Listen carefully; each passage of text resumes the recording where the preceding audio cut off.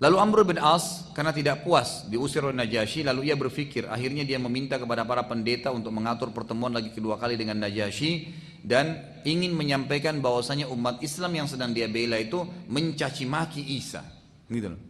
Jadi ternyata surah Maryam waktu turun di Mekah, dan ini surah Makkiyah memang, itu orang-orang Quraisy sudah diperdengarkan oleh Nabi SAW. Amr bin As ini termasuk orang yang tahu ayat-ayat ini, gitu kan? Maka mendengar bahwasanya waktu orang-orang pendeta tadi mendengar Amr bin As bilang muslimin mencaci maki Nabi Isa, mereka semua penasaran, marah. Lalu mereka mengatur lagi pertemuan dengan Najasyi. Mendengar bahwasanya muslimin mencela Isa alaihissalam dari Amr bin As, maka para pendeta segera menemui Najasyi lalu meminta agar muslimin disidang di majlis kerajaan. Lalu Najasyi mengundang kembali muslimin dan bertanya lagi pada mereka, apa yang kalian katakan tentang Isa? Karena Amr bin As bilang, coba suruh tanya apa yang mereka bilang tentang Isa. Isa itu siapa di mata orang Islam? Sekali lagi perhatikan ya, kejujuran dalam menyampaikan sesuatu, membela kebenaran walaupun di depan kita itu orang yang punya keyakinan yang berbeda dengan kita, gitu kan? Tapi kita sampaikan kebenaran, jangan ragu. Ja'far bin Abi Thalib radhiyallahu anhu adalah sahabat yang sedang numpang di Ethiopia di istananya raja. Dan waktu itu orang-orang Nasrani lagi mengatakan Isa anak Tuhan, termasuk Najasyi. Tapi perhatikan apa di sini. Waktu ditanya, apa pendapat Anda tentang Isa? Sekali lagi kejujuran dan adalah sebuah keselamatan. Walaupun akidah berbeda dengan Nasrani, tapi harus dijelaskan tanpa disembunyi-sembunyi. Maka Ja'far radhiyallahu anhu kemudian membacakan lanjutan ayat tadi. Tadi kan sampai ayat 15 nih. Ja'far tadi pilih ayat ini sengaja nih, surah ini supaya lebih jelas tentang Nasrani. Sekarang lanjutin ayat 16 sampai ayat 36. Bunyi a'udzubillahi minasyaitonir rajim, wadhkur fil kitabi Maryam idzin tabadat min ahliha makanan syarqiyya fattakhadhat min dunihim hijaban fa arsalna ilaiha ruhana fatamassala laha basharan sawiyya. قالت إني أعوذ بالرحمن منك إن كنت تقيا قال إنما أنا رسول ربك لأهب لك غلاما زكيا قالت أن يكون لي غلام ولم يمسسني بشر ولم أك بغيا قال كذلك قال ربك هو علي هين ولنجعله آية للناس ورحمة منا وكان أمرا مقضيا فحملته فانتبذت به مكانا قصيا فأجاءها المخاض إلى جذع النخلة قالت يا ليتني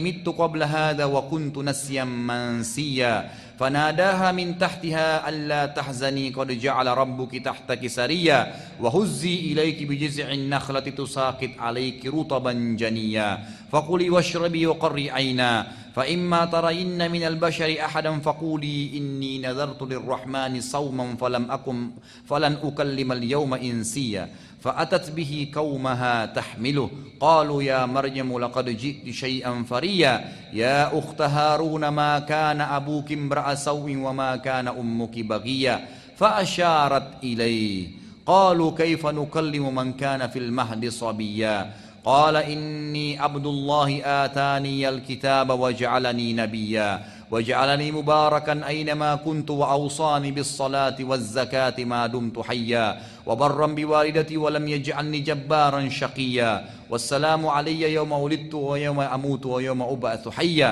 ذلك عيسى ابن مريم قول الحق الذي فيه يمترون ما كان لله أن يتخذ من ولد سبحانه إذا قضى أمرا فإنما يقول له كن فيكون وإن الله ربي وربكم فاعبدوه هذا صراط مستقيم. Di sini kita baca terjemahnya insyaallah, tapi sebelumnya Ja'far bin Abi Thalib sangat cerdas. Beliau tidak bilang begini, Isa itu menurut kami begini-begini, tidak. Dia bacain ayat.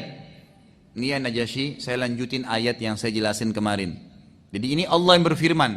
Najasyi jadi dengar, gitu kan? Bukan perkataan dia. Ayat 16-nya.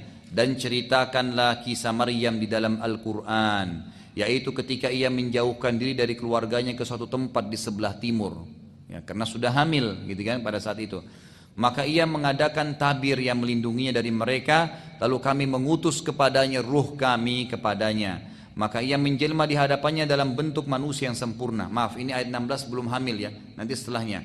Ayat ke-18-nya, Maryam berkata, pada saat tiba-tiba di mihrabnya, di tempat sholatnya dia, tiba-tiba ada manusia datang, sosok manusia, Jibril menjadi manusia.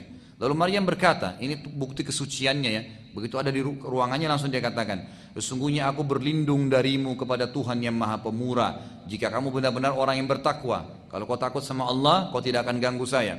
Jibril berkata, ayat 19, sesungguhnya aku adalah utusan Tuhanmu untuk memberimu seorang anak laki-laki yang suci. Ayat 20, Maryam berkata, bagaimana akan ada bagiku seorang anak laki-laki sedang tidak pernah ada seorang manusia pun menyentuhku dan aku bukan seorang pezina. Perhatikan di sini. Jadi Allah berfirman nih menceritakan kisah Maryam, gitu kan? Dia bertemu dengan Jibril sampai nanti hamil, sampai melahirkan. Jadi di sini ini orang Nasrani tidak tahu poin ini nih. Ini keyakinan yang benar. Lalu ayat 21, Jibril berkata, demikianlah Tuhanmu telah berfirman, wahai Maryam, hal itu adalah mudah bagiku, dan agar dapat kami menjadikannya, si Isa nanti yang lahir itu, suatu tanda bagi manusia dan sebagai rahmat dari kami, dan hal itu adalah suatu perkara yang sudah diputuskan. Ayat 22, maka Maryam mengandungnya, lalu ia menyisihkan diri dengan kandungannya itu ke tempat yang jauh. Ayat 23, maka rasa sakit akan melahirkan anak memaksa ia bersandar pada pangkal pohon kurma. Dia berkata, aduhai alangkah baiknya aku mati sebelum ini dan aku menjadi barang yang tidak berarti karena sulitnya menghadapi melahirkan tadi dan tidak ada yang bantu nih. Lalu aku dilupakan, lebih baik aku tidak jadi manusia dan aku dilupakan. Lalu ayat 24, maka Jibril menyuruh kepadanya dari tempat yang rendah. Kata ulama tafsir, di dekatnya dia, Jibril turun lagi, lalu berkata, janganlah kamu sedih wahai Maryam, sesungguhnya Tuhanmu telah menjadikan anak sungai di bawahmu. Kata ulama tafsir maksudnya adalah ada air, jadi mata air keluar dekatnya Maryam alaihissalam yang suci, yang bersih, yang belum bisa minum. Jadi nggak perlu berdiri, gitu kan? Ayat 25, dan goyangkanlah pangkal pohon kurma itu ke arahmu, niscaya pohon itu akan menggugurkan buah kurma yang masak kepadamu. Sentuh aja batang pohonnya, jatuh semua kurmanya. Dan ini ulama sebagian mengatakan dari medis muslim ya, bahwasanya kurma sangat baik terutama bagi ibu yang hamil dan mempercepat untuk melahirkan, gitu kan? Ini karena di sini Maryam alaihissalam disuruh memakan kurma oleh Allah Subhanahu wa taala pada saat dia mau melahirkan sendirian, tidak dibantu oleh orang, gitu kan? Lalu dikatakan ayat 26, maka makanlah, minumlah dan senangkanlah hati kamu. Jika kamu melihat seorang manusia maka katakan, sesungguhnya aku telah bernazar berpuasa untuk Tuhan yang Maha Pemurah. Maksudnya aku tidak mau jawab sekarang. Nanti setelah melahirkan, maka aku tidak akan berbicara pada manusia pun pada hari ini. Ayat 27, maka Maryam membawa anak itu setelah melahirkan, digendong dibawa ke kaumnya. Dengan menggendongnya, kaumnya lalu berkata, hai Maryam, sesungguhnya kamu telah melakukan sesuatu yang amat mungkar. Bagaimana bisa kau punya anak belum menikah? Gitu kan? Ayat 28, hai saudara perempuan Harun. Maksudnya Nabi Harun nih. Tentu antara Maryam dengan Harun jauh ya. Karena Maryam ini adalah ibunya Isa. Antara Isa dengan Musa jauh sekali jaraknya. Ya, itu bisa ratusan tahun gitu kan. Tapi di sini maksudnya adalah wahai saudaranya Harun, kata ulama tafsir, maksudnya hai orang yang mirip dengan Harun dari kesolehannya. Itu maksudnya. Dikatakan ayahmu sekali-kali bukan seorang yang jahat dan ibumu bukan juga seorang pezina. Bagaimana bisa kau lakukan ini gitu? Lalu dalam ayat 29 Maryam menunjuk kepada anak tersebut. Maka mereka berkata, bagaimana bisa kami mengajak bicara anak bayi yang sedang dalam buaian atau ayunan? Ayat 30 berkata Isa, sungguhnya aku adalah hamba Allah. Dia memberiku Alkitab, Injil, dan dia menjadikan aku seorang nabi. Sementara dia masih bayi ya. Ayat 31, dan dia menjadikan aku seorang yang diberkahi di mana saja aku berada. Dan dia memerintahkan kepada aku untuk mendirikan sholat, menunaikan zakat selama aku hidup.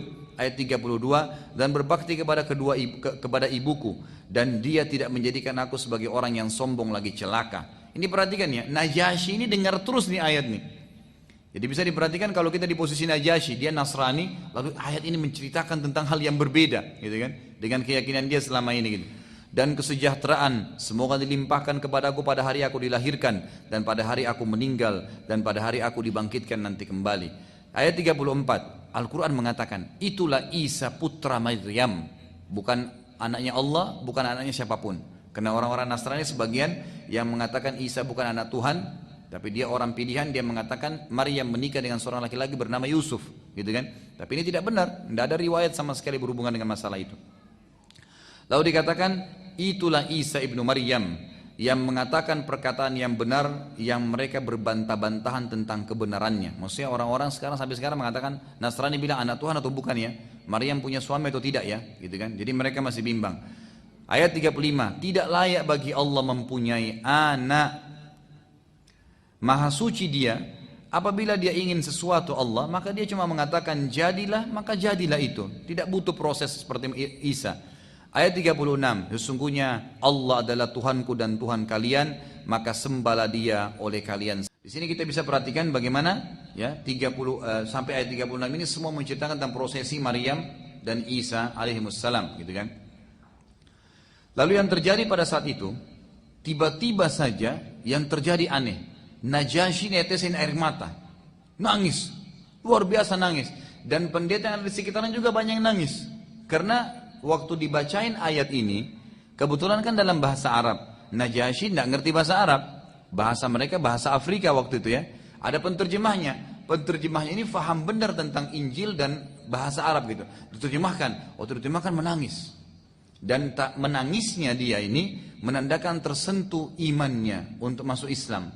Allah ceritakan tentang menangisnya ya Najasyi ini dengan pendeta-pendeta waktu dengar ayat-ayat ini. Itu dalam surah Al-Ma'idah urutan 5 ayat 83 sama 84. Tentang menangisnya Najasyi. Dan ini pentingnya saya bahas kalau Anda masih ingat di awal pertemuan sirah. Salah satu manfaat paling besar belajar sirah adalah kita mengetahui sabab nuzul ayat. Jadi kita jadi faham nih, ayat ini turun kepada siapa. Kalau Anda tidak belajar sirah, Anda tidak tahu siapa penurut, kepada siapa ayat ini dibahas. Siapa yang jadi target gitu ya. Dikatakan oleh Allah SWT, wa idza sami'u ma unzila ilar rasuli tara a'yunuhum tafidu minad dab'i mimma arafu minal haqq yaquluna rabbana amanna faktubna ma'asy syahidin wa ma lana la nu'minu billahi wa ma ja'ana minal haqqi wa natma'u an yudkhilana rabbuna ma'al qaumis salihin. Dan apabila mereka mendengarkan apa yang diturunkan kepada Rasul Muhammad SAW, kamu melihat mata mereka mencucurkan air mata disebabkan kebenaran Al-Quran yang telah mereka ketahui dari kitab-kitab mereka sendiri. Seraya mereka berkata, ya Tuhan kami telah beriman, maka catatlah kami bersama dengan orang-orang yang menjadi saksi atas kebenaran Al-Quran dan kebenaran Nabi Muhammad SAW. Ayat 84, Mengapa kami tidak beriman kepada Allah dan kepada kebenaran yang telah datang kepada kami, padahal kami sangat ingin agar Tuhan kami masukkan kami ke dalam golongan orang-orang yang saleh. Setelah mendengarkan ayat tersebut ya, Najasyi lalu mengambil sepotong kayu kecil dan berkata, Allahu Akbar, demi Allah sungguh Isa alaihissalam tidak melampaui apa yang telah kalian sampaikan ini. Jadi seperti yang kalian sampaikan sama dengan ini. Tidak bisa tidak melampaui kayu yang saya pegang. Artinya sama dengan ini. Perkataan Najasyi ini disebabkan karena pengetahuannya tentang apa yang dia tahu tentang agama Nasrani dan perselisihan tentang Nabi Isa alaihissalam, gitu kan? Dan waktu itu masih ada pemahaman memang seperti pemahaman Islam. Ya kalau sekarang mungkin kurang lebih seperti Injil Barnabas yang sudah banyak dihapus dan sengaja dimusnahkan oleh pihak gereja agar tidak sampai kepada tangan orang Nasrani, karena Injil Barnabas menjelaskan ada nabi setelah ya Isa namanya Muhammad, gitu kan? Dan juga Injil Barnabas menjelaskan kepada seluruh umat Nasrani sebenarnya. Dan saya dulu punya terjemahan bahasa Indonesia, itu ada. Tapi saya sarankan Anda nggak usah beli, gitu kan? Jadi Anda baca Quran aja, jangan baca Injil. Itu menjelaskan bahwasanya isinya adalah memang ada Nabi setelah Nabi Isa alaihissalam, dan Isa bukan anak Tuhan, bukan anak Tuhan. Dan perlu juga Anda tahu sedikit histori tentang Injil itu disusun 600 tahun setelah Nabi Isa alaihissalam diangkat oleh Allah subhanahu wa ta'ala. Dan kita yakin Isa belum mati ya. Isa alaihissalam itu belum meninggal dunia. Sekarang diangkat oleh Allah di atas langit. Dan akan diturunkan nanti pada akhir zaman, meninggal nanti sebelum ya hari kiamat. Pada saat setelah membunuh Dajjal dan matinya Ya'juj Ma'juj. Itu ada bahasan sendiri tentunya. Jadi memang Isa alaihissalam masih ada. Masih hidup. Allah SWT mengangkatnya, kata Allah, barrafa'allahu ilaih. Tapi Allah mengangkatnya di atas langit, gitu kan.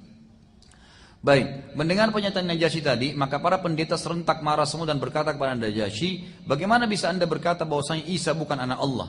Najasyi menjawab, sungguh saya lebih tahu dari kalian, karena saya juga pendeta. Dan kalian wahai muslimin, kalian aman di wilayah kekuasaan saya, dan tidak akan ada yang boleh mengganggu kalian. Lalu Najasyi memberikan muslimin tempat di pesisir sungai Nil, agar jauh dari gangguan dan mereka bisa beribadah dengan tenang. Kejadian ini membuat keributan antara Najasyi dengan para pendeta. Sementara itu terjadi, Najasyi diam-diam mempelajari Islam dari Ja'far radhiyallahu anhu dan akhirnya memeluk Islam. Tetapi karena permasalahan sudah memulai membesar pada saat itu, maka Najasyi mengumpulkan semua pendeta lalu bertanya pada mereka, ada apa dengan kalian? Mereka berkata, Anda telah keluar dari agama Nasrani dan perkataan buruk tentang Isa, mengatakan Isa bukan anak Tuhan. Kata Najasyi, waktu itu kebetulan Najasyi mengambil lembaran-lembaran Quran dari kulit unta, dari Ja'far, waktu sudah masuk Islam ya. Lalu dia letakkan di bawah bajunya, di dadanya. Lalu karena sudah mulai ribut antara Najasyi dengan pendeta-pendeta, dianggap Najasyi ini sudah masuk Islam. Benar-benar masuk Islam, tapi dia nggak bisa waktu itu iklankan. Ya, dia masih makan perang, ribut nanti kerajaan. Maka dia tanya, pendeta-pendeta dikumpulin, kalian bilang apa? Kamu sudah murtad, kata pendeta-pendeta itu.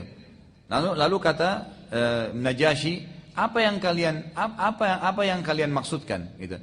Kata para pendeta, ya, kata si Najasyi, kalian berpendapat apa tentang Isa?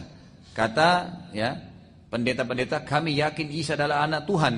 Lalu Najasyi pegang dadanya, tadi kan ada lembaran Quran. Lalu dia mengatakan, dan saya pun berada atas keyakinan ini. Maksudnya Qurannya, yang di dadanya, bukan keyakinan itu. Ya, para pendeta menyangka, oh berarti kalau begitu dia memang tetap mengatakan Isa anak Tuhan. Karena waktu itu sudah berkecamuk kecamuk di istananya ya. Kata Najasyi, saya pun berada dalam keyakinan ini sambil memegang Al-Quran di dadanya yang tertutup dengan bajunya. Mendengar pernyataan Najasyi, maka sebagian besar pendeta lalu merasa lega dan berkata, ia tidak berubah. Tetapi ada di antara mereka yang tidak yakin, termasuk salah satu dari kerabatnya. Maka orang yang ragu tadi mengumpulkan beberapa pendeta yang lain, lalu mengajak mereka memberontak dari Najasyi agar menggulingkan dari kursi kerajanya. Najasyi pun akhirnya berperangan dengan kerabatnya tadi itu. Saat peperangan terjadi, kaum muslimin tidak bisa menyaksikan karena berada di pinggir sungai Nil. Lalu mereka bermusyawarah, siapakah yang mau menjadi relawan untuk melihat peperangan lalu menyampaikan hasilnya. Karena kalau Najasyi kalah, berarti umat Islam harus segera kembali ke Mekah. Karena kalau tidak, maka mereka akan dibunuh oleh raja yang baru gitu kan. Maka salah satu tokoh yang terkenal dan pemberani dari umat Islam, Zubair bin Awam radhiyallahu anhu, ini yang saya katakan tadi, satu orang ini dinilai 1000 oleh Umar radhiyallahu anhu, kan 1000 kekuatan personil. Kata Zubair, saya akan menyeberang. Lalu Zubair pun menyeberangi sungai Nil, berenang sampai tiba di seberang. Kan jauh itu, dia nyebrang ke sana. Lalu Zubair pun pada saat menyaksikan peperangan dan melihat Najasyi menang, dia mengatakan Najasyi sudah menang. Namun demi menjaga stabilitas kerajaannya, Najasyi akhirnya terpaksa mengeluarkan peraturan agar muslimin tidak menyebarkan agamanya di Habasyah dan tetap boleh di sana. Dan ini rahasia kenapa Islam tidak menyebar di Habasyah, karena fitnah yang besar dikhawatirkan terjadi, gitu kan. Nah, saat Najasyi meninggal dunia, Nabi SAW sempat menyolati sholat ghaib. Dan ini sebuah pelajaran besar juga, bahwasanya sholat ghaib itu hanya dikerjakan kalau orang yang sedang mau disolati tidak ada orang Islam yang mensolatinya. Kalau sudah ada yang solati, nggak usah sholat lagi. Itu malah melanggar sunnah. Ada bahkan setiap masjid orang tuanya meninggal di Jawa Tengah, di Jawa Timur disolati lagi. Ini melanggar sunnah. Tidak pernah Nabi SAW mensolati siapapun sahabat yang sudah disolati oleh teman-temannya. Seperti ada sahabat yang mati di medan perang, itu kan, di Mu'tah, perang di peperangan lah ya, di lokasi-lokasi perjalanan perniagaan. Sahabat-sahabat yang mati tidak disolati ghaib oleh Nabi SAW di Madinah. Yang disolati ghaib satu-satunya dalam riwayat hanya Najasyi. Karena Najasyi sendiri Muslim, tidak ada orang lain bersama dia di sana. Ya, dan muslimin waktu itu tidak bisa buat apa-apa gitu kan, karena akan ribut di Ethiopia kalau itu terjadi gitu. Jadi ini juga pelajaran yang paling besar atau yang besar yang bisa kita ambil. Jadi saya mohon Bapak Ibu sekalian tolong dimengerti, kembalilah kepada wahyu yang benar, maka insya Allah kita tidak akan salah. Itu kan, kita tidak akan keliru.